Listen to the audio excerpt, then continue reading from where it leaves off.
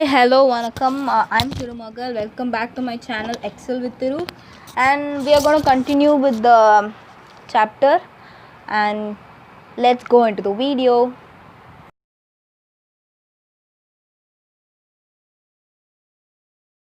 Yes, we are going to continue with the breathing and exchange of gases chapter.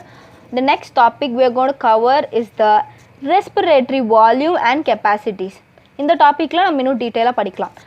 Tidal volume is TVன்னு ஷார்ட்டாக சொல்லுவோம். Volume of air inspired or expired during a normal inspiration. The volume of air எவ்வளோ உள்ளே எடுக்கிறோமோ அந்த inspired இல்லைன்னா expelled அந்த amount of ஏர் இருக்குல்ல அதுதான் வந்து டோட்டல் வால்யூமாக நம்ம சொல்கிறோம். நார்மல் ரெஸ்பிரேஷன் மூச்சு நம்ம இழுக்கிறோம் வெளியில் விடுறோம். நார்மலாக பண்ணும்போது the amount of air we inhale the amount of air we exhale, inhale or exhale எத்தனா ஒன்று தான். அதோட அப்ராக்சிமேட்லி அந்த வால்யூம் எவ்வளோ இருக்கும், 500 ml இருக்கும். நம்ம நார்மலாக உள்ளே இன்ஹேல் பண்ணும்போது இவ்வளோ அமௌண்ட் ஆஃப் ஏர் நம்ம இன்ஹேல் பண்ணணும். நார்மலி 500 ml இருக்குமா. Therefore human can inspire or expire approximately 6000 to 8000 ml of air per minute. நம்ம 500 ml நம்ம அப்ராக்சிமேட்டாக சொன்னால் 6000 to 8000 ml வந்து ஒரு நிமிஷத்துக்கு நம்ம வந்து ப்ரீத் பண்ணுறோம், இன்ஹேல் அண்ட் எக்ஸேல் பண்ணுறோம். ஓகேவா, தட் இஸ் டிவி. இப்போ வந்து இப்போ இதில் என்ன முக்கியம்னா for NEET exam and for boards they'll ask you differently. For NEET exam இந்த values will be very important. நிறைய ப்ரீவியஸ் கொஸ்டின்ஸில் நீங்கள் பார்த்துருந்தீங்கன்னா இந்த டிட்டோ டைடல் வால்யூம் இவ்வளோ எம்எல் டு இந்த இவ்வளோ எம்எல் அப்படி சொல்லிட்டு கேட்டுருவாங்க. டைரக்ட் கொஸ்டின் டைரெக்டாக இதுலேருந்து very important, very very very important. So இப்போ என்னென்னா டைடல் வால்யூமுக்கு வந்து 6000 to 8000 ml per minute. Approximately human can breathe 500 ml ஒரு இன்ஸ்பிரேஷன் ஒரு எக்ஸ்பிரேஷனுக்கு. அது நெக்ஸ்ட் வந்து inspiratory reserve volume. Inspiratory reserve volume பற்றி we are going to study. Inspiratory reserve volume என்ன சொல்கிறோம், IVR சொல்கிறோம். Additional volume of air a person can inspire by a forceful inspiration. ஒரு ஃபோர்ஸ்ஃபுல் இன்ஸ்பிரேஷன் நல்ல மூச்சு இழுத்து ஃபோர்ஸ்ஃபுல்லாக மூச்சு இழுக்கிறோம் உள்ள அப்படின்னா வந்து இட் இஸ் ஃபோர்ஸ்ஃபுல் ரெஸ்பிரேஷன். அதோட வால்யூம் எவ்வளோ இருக்கும், it will be averagely around 2500 to 3000 ml. ஒரு டைம் நீங்கள் வந்து அப்படியே ஃபோர்ஸ்ஃபுல்லாக இன்ஹேல் பண்ணுறீங்கன்னா அந்த டைம் நீங்கள் எவ்வளோ ஏர் உள்ளே இழுக்கிறீங்க, 2500 to 3000 ml you are inhaling. Okay, and next is expiratory reserve volume. Expiratory reserve volume, ERV. Additional volume of air a person can inspire by forceful expiration. ஃபோர்ஸ்ஃபுல்லாக எக்ஸேல் பண்ணுறவங்க த அமௌண்ட் ஆஃப் ஏர் அந்த எவ்வளோ amount of air exhale பண்ணுறாங்களோ ஃபோர்ஸ்ஃபுல்லாக பண்ணுறாங்களோ that is அது average வந்து 1000 to 1100. So நம்மளுக்கு இப்போ here important thing is that this 6000 to 8000 ml tidal volume. Inspiratory reserve volume வந்து 2500 to 3000 ml. Expiratory reserve volume வந்து 1100 to 1100. So next we are going to see about the capacities. Yeah, we have one more volume I guess. Yeah, அது பார்க்கலாம். Residual volume. Next is the residual volume. Residual volume is the volume of air remaining in the lungs even after a forceful expiration. ஃபோர்ஸ்ஃபுல்லாக நம்ம வந்து லங்ஸில் இப்போ வந்து inhale பண்ண normal inhaling ஃபோர்ஸ்ஃபுல்லாக நம்ம ஏர் வெளியில் exhale பண்ணுறோம். எக்ஸேல் பண்ண பிறகு கூட லங்ஸில் கொஞ்சம் ஏர் கொஞ்சம் லங்ஸில் வந்து இன்னும் கொஞ்சம் வால்யூம் ஆஃப் ஏர் ரிமைண்டாக இருக்கும். ஃபோர்ஸ்ஃபுல்லாக நம்ம ஏர் எக்ஸேல் பண்ண பிறகு லங்ஸ்குள்ளே ஒரு ஏர் இருக்கும்ல அதுதான் வந்து ரெசிடியூல் வால்யூம் சொல்கிறோம். ரெசிடியூல் வால்யூம் தான் இந்த வால்யூம் ஆஃப் ஏர் ரிமைண்ட் இந்த lungs even after a forceful expression. அது ஆவரேஜாக எவ்வளோ இருக்கும், ஆவரேஜாக 1100 to 1200 ml வரைக்கும் இருக்கும். By adding few respiratory volumes described above, one can derive various pulmonary capacities. இப்போ என்ன நம்ம இப்போ படித்தது எல்லாமே வால்யூம்ஸ். வால்யூம் வச்சு we can find out the capacities. whatever we studied till now is the respiratory volumes. இப்போ வந்து respiratory capacities. இந்த respiratory capacities எப்படி கொண்டு வருவோம்? respiratory volumes வச்சு தான் respiratory capacities கொண்டு வர போகிறோம். ஓகே, இதுதான் வந்து கிளினிக்கலாக டயக்னாஸ் பண்ணுறது இப்படி தான் பண்ணுவாங்க. நம்மளோட எவ்வளோ வால்யூம் ஆஃப் ஏர் இன்ஸ்பைர் பண்ணுறோம், எக்ஸல் பண்ணுறோம், அது வச்சு தான் நம்ம வந்து நம்மளோட கிளினிக்கில் கூட நம்மளை அசஸ் பண்ணுவாங்க. And inspiratory capacity na enadhu? The total volume of air a person can inspire after normal expiration. Normal expiration, normally exhale panna piragu the air normally exhale panna piragu total amount of air a person can inspire. நார்மலாக exile பண்ண பிறகு நம்மளால் எவ்வளோ amount of ஏர் நம்ம திருப்பி inhale பண்ணுறோமோ அதுதான் inspiratory capacity. எவ்வளோ கெப்பாசிட்டி நம்மளுக்கு இருக்குது. These include tidal volume and inspiratory reserve volume. இது inspiratory capacity நம்ம எப்படி calculate பண்ணலாம்? TV plus IRV. TV plus IRV is equal to IC, inspiratory capacity. So this, okay. அப்போ நம்ம ஒரு சார்ட், நான் உங்களுக்கு ஃப்ளோ சார்ட் நான் பண்ணி காமிக்கிறேன். அதில் வந்து நம்ம இதையும் ஆட் பண்ணி நம்மளுக்கு இந்த வேல்யூ வரும். இப்போ நம்மளுக்கு என்ன தெரியும்? 500 ml 500 ml plus 2500 ml of TIV. அது ரெண்டுத்தையும் ஆட் பண்ணால் 3000 to 3500 குள்ளே தான் இன்ஸ்பிரேட்டரி கெப்பாசிட்டி இருக்கும். நான் சொல்கிறது புரியுதா? I'll teach you. See, TV வந்து 500 ப்ளஸ் நம்மளுக்கு இன்ஸ்பிரேட்டரி கெப்பாசிட்டி இங்கே எவ்வளோ சொன்னாங்க? இன்ஸ்பிரேட்டரி கெப்பாசிட்டி வந்து இன்ஸ்பிரேட்டரி ரிசர்வ் வால்யூம் வந்து 2500 to 3000 ml சொன்னாங்களா? அதை நம்ம இங்கே ஆட் பண்ண போகிறோம். 2500 ஆட் பண்ண you will get 3000 ml. So 3000 ml to 3500 ml. ஸ்டாண்டர்டாக வந்து நீங்கள் தெரிஞ்சுக்கிறதுனா டோட்டல் டைடல் வால்யூம் வந்து 500 ml. Inspiratory reserve volume 2500 to 3000. அப்புறம் ஒரு எக்ஸ்பிரேட்டரி ரிசர்வ் வால்யூம் வந்து 1000 to 1100. அப்படியே ஃபிக்ஸ் தான் மண்டேல ஏறிடணும். அப்போ நம்ம இதை ஆட் பண்ணும் போது நம்மளுக்கு ஈஸியாக will know all the answers. Next வந்து expiratory capacity. The total volume of air a person can expire after a normal inspiration. Inhale பண்ணுறோம். இன்ஹேல் பண்ண பிறகு the amount of air exile பண்ணுறது எவ்வளோ அமௌண்ட் ஆஃப் ஏர் வந்து எக்ஸைல் பண்ணுறாங்க ஒரு normal இன்ஸ்பிரேஷனுக்கு அப்புறமா எவ்வளோ அமௌண்ட் ஆஃப் ஏர் எக்ஸைல் பண்ணுறாங்களோ அதுதான் வந்து இன்ஸ்பிரேட்டரி கெப்பாசிட்டி. அந்த கெப்பாசிட்டி அதுதான் அந்த capacity. Next this includes tidal volume plus expiratory reserve volume, TV plus ERV. So EC is equal to TV plus ERV. Next நம்ம பார்க்க போகிறது functional residual capacity. The volume of air that can remain in the lungs after normal expiration. Normal எக்ஸ்பிரேஷனுக்கு அப்புறமும் லங்ஸில் எவ்வளோ amount of air ரிமைண்டாக இருக்குமோ that is the functional residual capacity. அதை எப்படி கால்குலேட் பண்ணுவோம்? Functional residual capacity is equal to expiratory reserve volume plus residual volume. ERV plus RV is equal to FRV.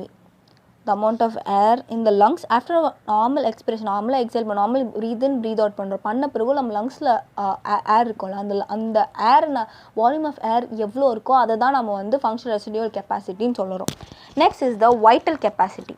Vital capacity is the maximum volume of air a person can breathe in after a forced expiration. ஃபோர்ஸ்டாக exhale பண்ண பிறகும் நம்மளால் எவ்வளோ breath பண்ண முடியுமோ, எவ்வளோ amount of air breath பண்ண முடியுமோ அதுதான் நம்ம வந்து வைட்டல் கெப்பாசிட்டி சொல்கிறோம். அதை வந்து நம்ம இன்னொரு விதமாகவும் சொல்லலாம். Maximum air a person can breathe after a forced inspiration. ஃபோர்ஸ்ஃபுல்லாக இன்ஹேல் பண்ண பிறகும் மேக்ஸிமம் ஏர் அவனால் எவ்வளோ ப்ரீத் பண்ண முடியுமோ அதை கூட நம்ம வந்து வைட்டல் கெப்பாசிட்டி சொல்லுவோம். நம்ம வந்து ஃபோர்ஸ்ஃபுல்லாக எக்ஸேல் பண்ணிட்டோம். எக்ஸேல் பண்ண பிறகும் வி கேன் ப்ரீத் பண்ணலாம். அது எவ்வளோ அமௌண்ட், அந்த அமௌண்ட்டை கேல்குலேட் பண்ணுறது தான் வைட்டல் கெப்பாசிட்டி. அதே மாதிரி ஃபோர்ஸ்ஃபுல்லாக இன்ஹேல் பண்ணுறோம். இன்ஹேல் பண்ண பிறகும் இன்ஹேலோ எக்ஸேல் பண்ண பிறகும் நம்ம அமௌண்ட் ஆஃப் ஏர் நம்ம மேக்ஸிமம் எவ்வளோ ப்ரீத் பண்ண முடியுதோ that is the vital capacity. That can be calculated like ERV plus TV is equal to IRV. Next, the total lung capacity. Total lung capacity is the total volume of air accommodated in the lungs at the end of the forced inspiration. Forced inspiration அப்புறமா கூட லங்ஸில் எவ்வளோ ஏர் தங்கி இருக்குமோ அதுதான் வந்து total lung capacity. திருப்பி I'll repeat. The total amount of air accommodated in the lungs at the end of forced inspiration. Forcefully inhale பண்ண பிறகு நம்ம எல்லாமே சேர்ந்து போய் நம்ம லங்ஸில் ஒரு ஏர் வால்யூம் இருக்கும்ல அதுதான் வந்து டோட்டல் லங் கெப்பாசிட்டி. ஃபோர்ஸ்ஃபுல்லாக இன்ஹேல் பண்ண பிறகு நம்ம லங்ஸில் ஒரு எல்லாம் சேர்ந்து போய் ஒரு ஏர் இருக்கும்ல அந்த டோட்டல் லங் ஏர் வந்து நம்ம என்ன சொல்லுவோம், அந்த கெப்பாசிட்டி என்னன்னு சொல்லுவோம், டோட்டல் லங் கெப்பாசிட்டின்னு சொல்லுவோம். That can be calculated by RV residual volume plus expiratory reserve volume plus tidal volume plus inspiratory reserve volume.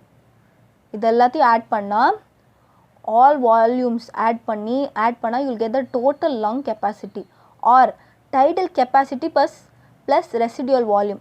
Tidal capacity நம்ம இங்கே என்ன படித்தோம், tidal capacity is TRV plus EV plus IRV. So TRV இங்கே என்ன போடலாம், TV plus ERV plus IRV plus RV போட்டால் மேலே இருக்கிறது வந்துருச்சுல. So this is the vital capacity plus residual volume. That can be the total lung capacity. நம்ம லங்ஸில் வந்து residual volume இருக்கும். இந்த வால்யூம்ஸில் ஆட் பண்ணால் you will get it. This is the capacities and volumes. Let me tell you a chart. You can understand, கொஞ்சம் புரியும், ஈஸியாக புரியும். இப்போ இந்த இது கொஞ்சம் ஞாபகம் வச்சுக்கிற மாதிரி. So what are the things? First one என்னது, inspiratory reserve volume, expiratory reserve volume, tidal volume, residual volume. All these four are volumes. இதை வச்சு we are going to find out capacities. Inspiratory capacity என்னது, TV plus IRV. Expiratory capacity TV plus ERV. Functional residual capacity ERV plus RV. Vital capacity ERV, TRV plus IRV. Total lung capacity RV, ERV, TV, IRV. Okay, so I'll show you a flow chart. IRV, inspiratory reserve volume, that is 2500 ml to 3000 ml. இது நம்ம பக்காவாக ஞாபகம் வச்சுக்கிறோம். Next வந்து tidal volume is 500 ஸ்டாண்டர்டாக, அது 500. Next is the expiratory reserve volume, that is 1000 to 1100 ml. Okay, இதையும் add பண்ணா. So let me draw flow chart. So if I add this inspiratory reserve volume and tidal volume, I will get inspiratory capacity that will range around 3000 ml to 3500 ml. Okay, next வந்து tidal volume plus inspiratory reserve volume. You will get in expiratory capacity. Tidal volume plus expiratory reserve volume will get expiratory capacity, that is 1500 ml to 1600 ml. Next is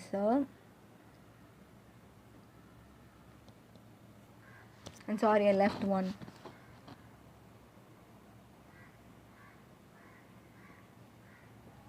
Residual volume, that is 1100 ml to 1200 ml.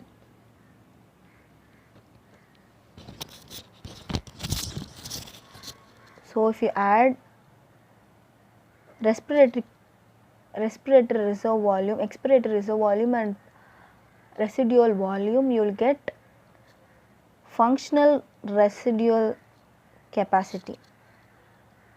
You add these both, you will get like 2000, 100 ml. இது சும்மா அதை add பண்ணும்போது தான். நம்ம in case நியூமரிக்கலாக கேட்டாங்கன்னா you should add it, you தெரிஞ்சுக்கணும் அதுக்காக. ஆனால் standard values these values are very important. இந்த வேல்யூஸ் ஞாபகம் வச்சுக்கணும். வால்யூமோட வேல்யூஸ் புக்கில் கொடுத்துருக்கனால you have to remember all these. இது நம்ம கால்குலேட்டரி பர்பஸ், நம்ம எக்ஸாம்ஸில் இன்கேஸ் கேட்டாங்கன்னா நம்மளுக்கு தெரியணுன்றதுக்காக I am teaching is simple maths. You add things, அவ்வளோதான். இது ரெண்டுத்தையும் ஆட் பண்ணும்போது என்ன வேல்யூ வருது அவ்வளோதான்.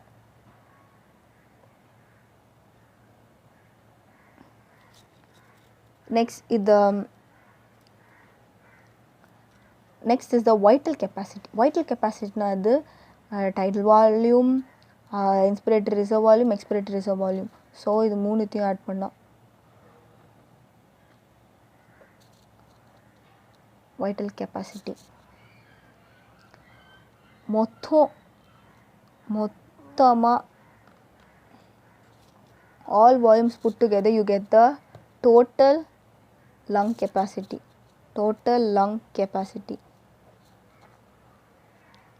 Very much important. And yes, this is all about reserve respiratory capacities and volumes. And yeah, I'll show you. It's going to clear enough for you. Can people see? And yes, now let's go to the next topic. And next, exchange of gases. Alveoli is the primary site of exchange of gases. Exchange of gases also occur in blood and tissue. Between blood and tissue. Oxygen and carbon dioxide exchange in these sites by simple diffusion, mainly based on pressure and concentration gradient. என்னன்னா diffusion, simple diffusion மூலயமா தான் ஆக்சிஜனும் carbon tie ஆக்சைடுமே diffuse ஆகும். இப்போ நம்ம பிளட்லேருந்து டிஷ்யூக்கு, டிஷ்யூலேருந்து blood, ஆல்வியோலாவில். Actually எங்கெங்கெல்லாம் இந்த exchange of gases நடக்கும்னா ஆல்வியோலாலையும் டிஷ்யூவில் மட்டும்தான் எக்ஸ்சேஞ்ச் ஆஃப் கேஸஸ் நடக்கும். That is also by simple டிஃப்யூஷனில் தான் கார்பன் டை ஆக்சைடும் ஆக்சிஜனும் வந்து டிஃப்யூஸ் ஆகும், எக்ஸ்சேஞ்ச் ஆகும். இந்த எக்ஸ்சேஞ்ச் எப்படி நடக்குதுன்னா exchange in these sites are mainly based on pressure and concentration gradient. Concentration pressure gradient வச்சு தான் வந்து exchange of gases நடக்குது. Solubility of gases as well as the thickness of the membranes involved in the diffusion are also some important factors that affect. இப்போ நீங்கள் அடுத்த பேஜில் you'll find out these are the factors affecting the diffusion. என்னென்னலாம் thickness of the membrane, alveolar membrane, அந்த membraneோட thickness affect பண்ணும் first one. Second one வந்து solubility of gas எவ்வளோ solubility அதுக்கு இருக்கோ அதுவும் affect பண்ணும் நம்மளோட diffusionக்கு. Rate of diffusion, that affects the rate of diffusion. Underline. I'm underlining. So next one வந்து pressure gradient by an individual gas in a mixture of gases is called the partial pressure. நிறைய gas இருக்குப்பா, நிறைய gas இருக்குது. அதில் ஒரு கேஸோட pressure we are calculatingனா that's the partial pressure. A pressure contributed by a individual gas in a mixture of gases. நிறைய mixer இருக்குது, அதில் ஒரு மிக்சரோட கேஸ் பற்றி you are taking that is the partial pressure. Example they'll ask you about this partial pressure. It is represented as partial pressure of oxygen, PO2 na partial pressure of oxygen for oxygen, and PCO2 na partial pressure of carbon dioxide for carbon dioxide. Partial pressure of these two gases in the atmospheric air and the two sites of diffusion is in the given table. The table la the sites of diffusion enna partial pressure irukku, enna site la enna partial pressure oxygen ku carbon dioxide ku irukku இந்த table la கொடுத்திருக்காங்க. Let's go see it. The data given in the table clearly indicates the concentration gradient of oxygen and alveolar to blood and blood to tissue. alveolar to blood வந்து எப்படி oxygen flow ஆகும், அப்புறம் blood to tissue எப்படி வந்து oxygen flow ஆகுது, ஒரு concentration gradient அது எப்படி ஃபார்ம் ஆகுது, அதை வச்சு தான் we are going to study. See write it here for your understanding, write it here itself. இங்கே வந்து அட்மாஸ்பியரிக் ஏரில் வந்து oxygen partial pressure of oxygen, இது partial pressure in millimeter of Hg of oxygen, carbon dioxide at different parts involved in the diffusion in comparison to those in the atmosphere. Atmospheric airல வந்து partial pressure of oxygen வந்து 159, carbon dioxide இருக்கும் 0.3. இங்கே என்ன இருக்கோ let's write it here. அப்போ தான் உங்களுக்கு கிளியராக இருக்கும், you'll understand the things better. அட்மாஸ்பியரிக்கில் வந்து partial pressure of carbon dioxide is 0.3 and partial pressure of oxygen is 159 mm Hg and mm Hg. Okay, see here வந்து from high to low, I've already told you concentration gradient வந்து from high to low தான் move ஆகும். ஓகேவா? இப்போது வந்து high to low எவ்வளோ partial pressure, high partial pressure to low partial pressure. See, from high partial pressure to low partial pressure தான் air will flow. Normal ப்ரெஷராக இருந்தாலும் சரி, partial ப்ரெஷர்ன்றது ஒரு மிக்சர் ஆஃப் கேஸஸில் ஒரு ப்ரெஷர் பர்டிகுலர் கேஸோட ப்ரெஷர் எடுக்கிறது தான் வந்து partial pressure. ஸோ நார்மலாக நம்மளுக்கு ஏற்கனவே தெரிஞ்ச the past videos I have told you about the partial pressure, volume and all those. From high pressure to low pressure தான் வந்து gases transport ஆகும். ஓகே, ஸோ இப்போ என்னது அட்மாஸ்பியரில் வந்து கார்பன் டை ஆக்சைடு வந்து 0.3 mm Hg, ஆக்சிஜன் வந்து 159 mm Hg. அப்போது alveolar ஏரில் எவ்வளோ இருக்குது, ஆல்வியோலார் சாக் ஓகேவா, இங்கே எவ்வளோ இருக்குது, partial pressure of ஆக்சிஜன் வந்து 0.4 mm Hg. இதெல்லாம் வந்து பை ஹார்ட் பண்ணிடணும் இந்த வேல்யூஸில். ஓகே, alveoli எவ்வளோ இருக்குது, 104 mm Hg and partial pressure of carbon dioxide is 40 mm Hg. So இங்கே என்ன இருக்குது, 159லேருந்து கம்மி, high pressure to low pressure தானே ஏர் ஃப்ளோ ஆகும். ஸோ ஹை ப்ரெஷர் வெளியில் அந்த அட்மாஸ்பியர்லேருந்து நம்ம வந்து இன்ஹேல் பண்ணி நம்மளோட ஆல்வியோலைக்கு வந்துடுது. So high pressure to low pressure 159 to 104 ஏர் உள்ளே வந்துருச்சு. இங்கே என்ன இருக்குது, partial pressure of carbon dioxide is 40 mm Hg. 40 mm Hg உள்ள ஆல்வியோலார் ஏரில் வந்து 40 இருக்குது, அட்மாஸ்பியரில் 0.3 இருக்குது. So high to low pressure இங்கே 40லேருந்து லோ ப்ரெஷருக்கு வந்து 0.3க்கு எக்ஸைல் பண்ணுறோம். அதனால தான் நம்மளுக்கு air is inspired and expired. Air exile பண்ணோம். இது ஆல்வியோலார் சாக்கில் நம்ம இருக்கோம். நெக்ஸ்ட் வந்து இப்போ ஆல்வியோலார் சாக் டூ நம்ம இது லங், ஆல்வியோலார் வந்து லங்கில் இருக்குது. லங் டூ நம்ம இப்போ வந்து பிளட் வெசல்ஸ்க்கு நம்ம போகிறோம். ஸோ ஹார்ட்டில் ஸ்பெஷலாக டிஃப்ரெண்ட்டாக ஒன்று இருக்குமே, டிஃப்ரெண்ட்டாக நான் எப்படி ஞாபகம் வச்சுக்கோனா, memorize it like not memorize, I understand it like that. Pulmonary வெயின்னாலே வந்து கார்பன் டை ஆக்சைடு, வெயின்னாலே கார்பன் டை ஆக்சைடு, ஆர்டரினாலே ஆக்சிஜன். ஆனால் இங்கே டிஃப்ரெண்ட்டாக என்ன இருக்கும்னா, பல்மனரி ஆர்டரி வந்து கார்பன் டை ஆக்சைடு கொண்டு வரும், பல்மனரி வெயின் வந்து ஆக்சிஜன் கொண்டு வரும். So this is the different part here. இப்போது என்னென்னா ஹார்ட்லேருந்து டீஆக்சிஜனேட்டட் பிளட் வந்து லங்ஸ்க்கு போகுது. லங்ஸ்க்கு போய் பல்மரி ஆர்டரி வழியாக லங்ஸ்க்கு போய் அப்போது என்ன இங்கே வந்து 440 mm Hg. இங்கே என்ன இருக்குது, இங்கே டீஆக்சிஜனேட்டட் பிளட்டில் என்ன இருக்குது, carbon tie ஆக்சைடுக்கு 45 mm Hg. 45 mm Hg, இங்கே 45 mm Hg தான் இருக்கும். இந்த 45 mm Hg high pressure to low pressure தான் போகும், high partial pressure to low partial pressure. அப்போது இங்கே 45 mm Hgலேருந்து 40 mm Hgக்கு பிளட் ஃப்ளோ ஆகிடும். ஸோ நம்ம டீஆக்சிஜனேட்டட் பிளட்லேருந்து கார்பன் டை ஆக்சைடு வந்து லங்ஸ்க்கு போயிடும், நம்ம பெட்லேருந்து போயிடும். அப்போது இங்கே வந்து ஆக்சிஜன் partial pressure டீஆக்சிஜனேட்டட் பிளட்டில் ஆக்சிஜனில் எவ்வளோ இருக்குது, 40 mm Hg.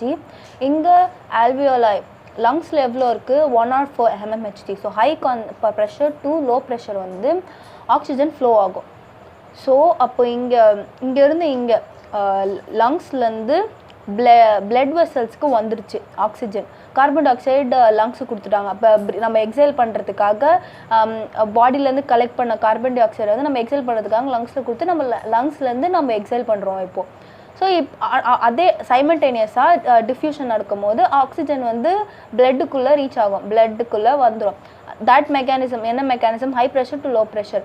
High pressure 104 to 40 mmHg அங்கே டிஃப்யூஷன் மூலிமா ஆக்சிஜன் வந்து பிளட்குள்ளே வந்துடுச்சு.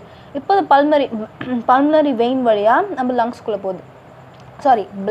பல்மனரி வெயின் லங்ஸ்லேருந்து ஹார்ட்டுக்கு ஆக்சிஜனேட்டட் பிளட்டை கொண்டு வருது. And then after heart pumps it out through aorta வழியாக தே சிஸ்டமிக் ஆர்ட்ரிஸ் வழியாக they carry oxygenated blood. Systemic arteries வழியா oxygenated blood is carried. இங்கே oxygenated bloodல எவ்வளோ partial pressure of oxygen இருக்குன்னா 95 mmHg and carbon dioxide வந்து 40 mmHg. partial pressure of oxygen carbon dioxide வந்து 40 mmHg. இதுதான் memorise பண்ணி you have to memorize all the it's super easy. You have to memorize all the partial pressures. Here இங்கே என்னது let me last we'll see 95 mmHg. 95 mmHg இங்கே வந்து oxygenated பிளட்டில் நம்ம படித்தோம் 95 40. இப்போ டிஷ்யூ பாடி டிஷ்யூவில் யூ வில் சி ஹியர் டிஷ்யூஸ்க்கு 40 carbon oxygen partial pressure 40, carbon dioxide partial pressure வந்து 45. ஸோ இங்கே என்ன இருக்கும்? ஸோ பிளட்லேருந்து பாடி டிஷ்யூவில் என்ன இருக்கும்? Partial pressure of oxygen is equal to 40 mmHg. Carbon டை ஆக்சைடோடது 45 mmHg. ஸோ இப்போது எங்கேருந்து எங்கே மூவ் ஆகும்? இங்கே பாருங்கள், கார்பன் டை ஆக்சைடு 40 mmHg, டிஷ்யூவில் எவ்வளோ இருக்குது? 45 mmHg இருக்குது. ஸோ இப்போ low pressure high pressure to low pressure தானே போகும். அதே மெக்கானிசம் தான் இங்கே. ஸோ இங்கே டிஷ்யூவில் அதிகமாக இருக்குது கார்பன் டை ஆக்சைடு டிஷ்யூலேருந்து வெளியில் போகணும், நம்ம லங்ஸ் வழியாக வெளியில் எடுக்கணும். So carbon di oxide lungs வழியாக நம்ம ப்ரீத் அவுட் பண்ணணும். அதுக்காக இந்த என்ன யூஸ் பண்ணுது? பாடி டிஷ்யூவில் carbon dioxide partial pressure அதிகமாக இருக்குது, நம்ம ஆக்சிஜனேட்டட் பிளட்டில் வந்து கம்மியாக இருக்குது. ஸோ என்ன from high pressure to low pressure அப்போது டிஷ்யூலேருந்து கார்பன் டை ஆக்சைடு வெளியில் போயிடும், டிஷ்யூலேருந்து பிளட்டுக்கு வெளியில் போயிடும். அதே மெக்கானிசம் யூஸ் பண்ணால் partial pressure of oxygen 95 mmHg and partial pressure of oxygen in body tissue வந்து 40 mmHg. ஸோ அப்போது அங்கே ஆக்சிஜனேட்டட் பிளட்லேருந்து டிஷ்யூக்கு வந்து டிரான்ஸ்போர்ட் ஆகுது, டிரான்ஸ்போர்ட் ஆகுது. அதே high pressure to low pressure, இங்கே எவ்வளோ 95 to 40, high pressure to low ப்ரெஷர்னால ஆக்சிஜனேட்டட் பிளட்லேருந்து ஆக்சிஜன் வந்து டிஷ்யூக்கு ஆக்சிஜன் மெட்டபாலிசம்காக ஆக்சிஜன் தேவைப்படுதுல்ல. ஸோ அதுக்காக வந்து ஆக்சிஜன் வந்து எடுத்துக்குது. So it utilises oxygen and gives out carbon dioxide வெளில எடுத்துட்டு ஆக்சிஜன் எடுத்துக்கும். அதே mechanism 95 high pressure to low pressure அந்த மெக்கானிசம் வழியாக ஆக்சிஜன் உள்ள வருது, கார்பன் டை ஆக்சைடு வெளியில் போகுது. நெக்ஸ்ட் இப்போது டீஆக்சிஜனேட்டட் பிளட் சிஸ்டமிக் ஆர்ட்ரிஸ் வந்து டீஆக்சிஜனேட்டட் பிளட்டை கேரி பண்ணும். ஸோ அங்கே என்ன ஆயிடுது பாருங்கள், partial pressure of carbon dioxide 45 mmHg, இங்கே என்ன இருக்கோ 45 mmHg. அதே ப்ரெஷர் தான் partial pressure deoxygenated blood carry பண்ணும் போது அதே பார்ஷியல் ப்ரெஷர் தான் இருக்குது. ஆக்சிஜனோட பார்ஷியல் ப்ரெஷர் 40 mmHg. அதே தான் டிஷ்யூவில் என்ன இருக்கோ சேம். இப்போ அப்படியே போய் ஹார்ட்டுக்கு போயிடுது. ஹார்ட் சுப்பீரியர் வீனா கேவா இன்ஃபீரியர் வீனா கேவா வரையா டீஆக்சிஜனேட்டட் பிளட் வந்து லங்ஸ் போகுது. Will do it in detail இந்த கம்மிங் இந்த ஹார்ட்டில் வந்து ஸ்பெஷலாக என்ன இருக்கும், நம்ம வெயின்ஸ்லாம் டீஆக்சிஜனேட்டட் பிளட், ஆர்ட்ரினா ஆக்சிஜனேட்டட் பிளட் நம்பி சொல்லிட்டு நம்ம மைண்டில் தெரியும்ல. ஸோ ஆனால் இங்கே டிஃப்ரெண்ட்டாக என்ன இருக்கும், லங்ஸ்க்கு போகிறது மட்டும் பல்மனரி வெயின் வந்து ஆக்சிஜனேட்டட் பிளட் கொண்டு போகும், ஆர்ட்ரி வந்து டீஆக்சிஜனேட்டட் பிளட் எடுத்துகிட்டு போகும். Now we are going to see about the site of exchange of gases. The simple diffusion occurs alveoli. Okay. The data given in the table clearly indicates that the concentration gradient of oxygen from alveoli to blood and blood to tissue என்னது இங்கே alveoli to blood and bloodலேருந்து டிஷ்யூக்கு oxygen transport ஆகுது concentration gradient வச்சு. So similarly a gradient is present for carbon dioxide in the opposite direction, therefore from tissue to blood and from blood to alveoli, bloodலேருந்து alveoliக்கு. As the solubility of carbon dioxide is 20 to 25 times higher than that of oxygen. Oxygenோட solubility வந்து 20 to 25 times ஹையராக இருக்கும். bloodல soluble ஆகிறதோட capacity வந்து carbon tie ஆக்சைடுக்கு இன்னும் higher. The amount of carbon dioxide that can diffuse through diffusing membrane per unit difference is in the partial pressure is higher compared to that of oxygen. இப்போ வந்து diffusing மெம்ப்ரெயினில் கூட இந்த மெம்ப்ரெயினில் diffusion நடக்கிற மெம்ப்ரெயினில் கூட carbon tie ஆக்சைடுக்கு நிறைய capacity இருக்குது diffuse ஆகிறது. The amount of carbon dioxide that can diffuse through the diffusion membrane per unit difference in the partial pressure is higher than compared to that of carbon dioxide. The diffusion membrane is made up of 3 major layers, namely the thin squamous epithelium, mainly thin squamous epithelium. The diffusion membrane is made up of 3 major layers. First one squamous epithelium. First is a thin squamous epithelium. So skin squamous epithelium of alveoli. So இது வந்து thin squamous. This is how my teacher taught me to understand it better. The endothelium of alveolar capillaries. Alveolar blood capillaries எப்படி இருக்கும்?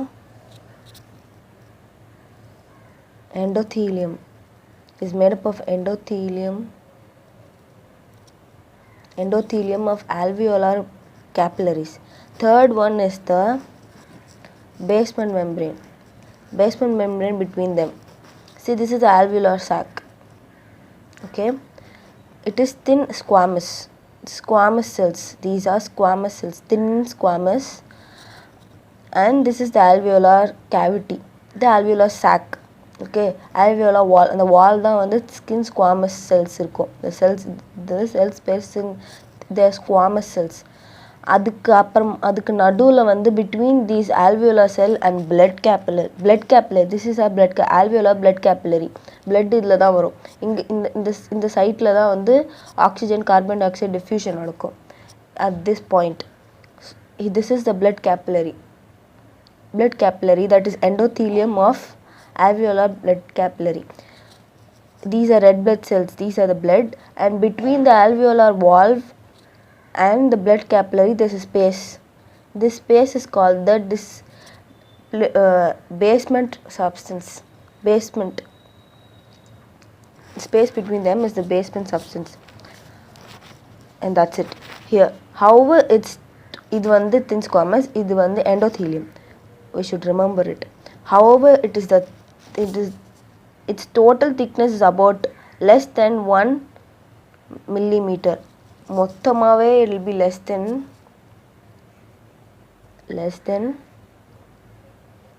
1 millimeter.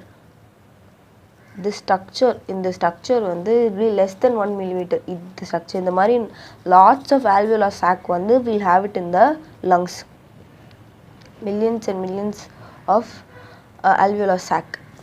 இந்த ஒரு structure வந்து it will be less than 1 millimeter. However, all the factors in our body are favorable for diffusion of oxygen from alveoli to tissue and that of carbon dioxide from tissue to alveoli. எல்லாம் இந்த பாடியில் எல்லா ஃபேக்டர்ஸுமே favourable for எதுக்கு diffusion எப்படி நடக்கும் ஆக்சிஜனுக்கு வந்து ஆல்வியோலேருந்து பிளட்டுக்கு alveoli to tissue தேவைப்படுது oxygen is needed for tissue to for mechanism purpose அதுக்கு வந்து டிஷ்யூக்கு வந்து ஆக்சிஜன் கண்டிப்பாக தேவைப்படும். ஸோ ஆல்வியோலேருந்து டிஷ்யூக்கு எப்படி ஆக்சிஜன் போகுமோ அதுக்கு தேவையான பாடி அதுவே அடாப்ட் பண்ணிக்கும், ஃபேவரபிள் கண்டிஷனை கொண்டு வந்துக்கும். Diffusion of oxygen from alveolar to tissue. And carbon dioxide வந்து இப்போது யூட்டிலைஸ் பண்ணுறோம், ஆக்சிஜன் யூட்டிலைஸ் பண்ணி டிஷ்யூ. அப்போ வெளியில் எல்லா ப்ராசஸ் நடக்கும்போது நம்மளுக்கு என்ன ரிலீஸ் ஆகும், கார்பன் டை ஆக்சைடு ரிலீஸ் ஆகும். அப்போ டிஷ்யூவில் கார்பன் டை ஆக்சைடு கான்சன்ட்ரேஷன் அதிகமாக இருக்கும். அந்த கான்சன்ட்ரேஷன் நம்ம ஆல்வியோலை வழியாக நம்ம ப்ரீத் அவுட் பண்ணோம். ஸோ நம்ம பாடியில் இருக்க எல்லா சிஸ்டம்ஸும் நம்மளுக்கு என்ன ஃபேவரபுளாக இருக்கும் for diffusion of carbon dioxide from tissue to alveoli. And this is about today's video. I'll be uploading next video for the next topic, transportation of gases. It'll be super easy. You may think என்னடா இவ்வளோ video போட்டுகிட்டே இருக்கா, but still it's like நீங்கள் உட்காந்து படிக்கிறது பதிலாக I read it for you NCERT line by line. It'll be very much useful. படிக்கும் போது if you are really bored படிக்கவே மூட் இல்லைனா you sit and see this video, it'll be nice, interesting also. You'll understand things also. You feel sleepy, you put these headphones and listen to this video. And yes, stay tuned to my channel, subscribe my channel, hit the like button, and excel with me, excel with Thiru. Bye. That's all for today. And let's see, in coming chapters we'll finish this chapter. And bye.